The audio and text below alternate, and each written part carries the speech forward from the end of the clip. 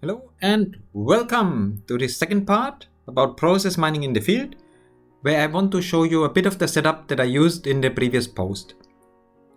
So the process that I showed you was basically the following one. We created a video file with the smart glasses, transferred it to the video indexer. From there we created a file, then used Power Automate and the AI builder to extract the information and then do process mining on that. And the big question is, of course, how did I set up things in detail? And that's what I want to show you next. Okay, so here is the first. I use the Logic app, but it can also be a Power Automate flow. I call it Smart Glasses Process Mining. This is the first step A. And what you see from here is basically the process that was running. So I have a recurrence trigger and then I list the files in my folder and I check them that they don't have the name finished included and that they are not JPEGs or PDF files. So they must be video files. At the beginning, I tried the trigger when a file is created, but somehow with the synchronization of my phone to my OneDrive folder, it did not always trigger. Therefore, I changed it into this recurrence trigger that runs every minute or every 5 minutes, whatever you need. And then once a new file is created, then it goes down this path. And here, basically, I grab the file content and then I create a blob file. Why is that? Well, because if you want to go with the video indexer later on, you need a file or a video file that is publicly accessible. I tried with OneDrive, I tried with SharePoint, I tried with many different things. But at the end I found, hey, only through a blob on Azure, I can realize that.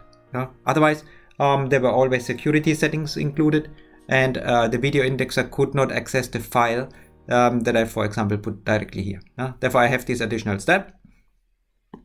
Then, of course, once the file is created, I get the access token and then I get the right to upload the video.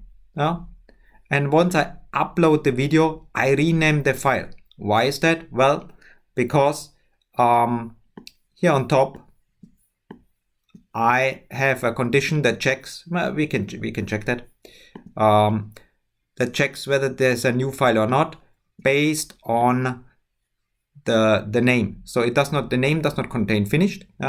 And this finished is included in the name at the end, in the last step. And then I check for a video file. So that's the first flow, so to say.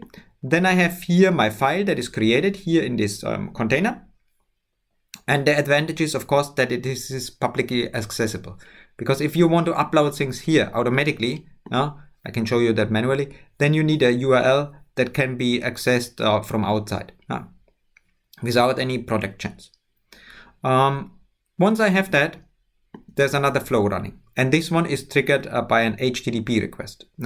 So why is that and what is happening here? So, well, the first flow here, once it's finished, it calls a callback URL.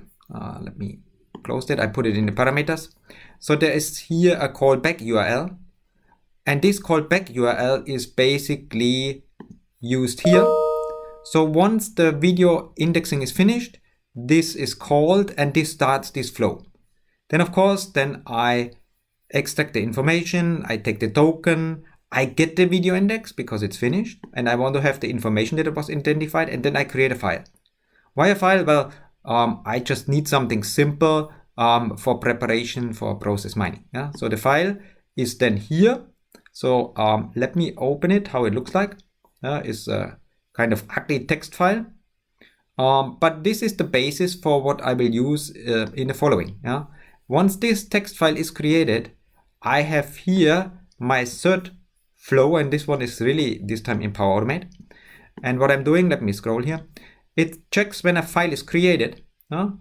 It converts things. Then some things from this text file are read, and let me show you that. Because here I use really just a very basic description of how I want to have the data prepared. So once this opens, You should be able to see that. So I have here a create text with GPT. There's a prompt, and I hope we see that soon. So in this prompt, I have it hopefully here, still open. This one basically takes the result from this ugly text file that we saw. And then I have here these instructions. And if we test it, then you should see what's happening. So the case in my case, the case identifier that I need for process mining is the name. And if you remember, the first time I always said, hey, the name is, when I started the video, so that I know, hey, who is recording this? You can also do something else, but I need an identifier for the case. So I said it's the name of the person. Then I automatically get an ID from the video indexer. I get the text, and then a start and end time. And then I said, okay, hey, in my case, there might be situations where people talk differently. So when you say and take the white or the redstone or do the first process, somebody might say things differently. So I said classify it, and use always these descriptions. And they will then be put it into the Excel file. So these are then the next steps. So once I have the conversion, I prepare the data a bit, but at the end of the day, I put it here into my Excel, which is this one here. And you see, here it uses the classification. Before I tested it, and here you see I did not do the classification correctly first. I speak some additional words, but this doesn't matter because with this classification included, I can then go into process mining, and let me try to show you that. And if I'm here in the setup, then I have a transformation that allows me to separate the additional words and text and things that I talk into different elements. So here, the first text element, which is my activity basically, is then separated from everything else that I'm talking. And with the timestamps and these cases that I have and the ID, I then have everything that I need to map. So then you basically go here and say, okay, the user is my resource, the case is the case ID, what I speak, and then I have my activity, which is the text 1 and start and end. And this gives me basically this report that allows me to see, hey, for example, if somebody is working on a machine, are there feedback loops? For example, here, where the white stone, the yellow stone process was used before the white stone. Why? Because I started from right to left one time or two times. Or sometimes the process ends here. And you can also see durations. So to find out where is the bottleneck in my process. And of course, I did it with 3 simple steps, putting 3 Lego stones on my desk. But you can make it, of course, more complex and record more complex processes and then use it to analyze. And as I said, it's not only for machine processes, it can also be used in healthcare to see how people progress once they have a disease, whether they recover and how fast. Okay, so that's it for the setup. I hope you got the basic process, how I configured that.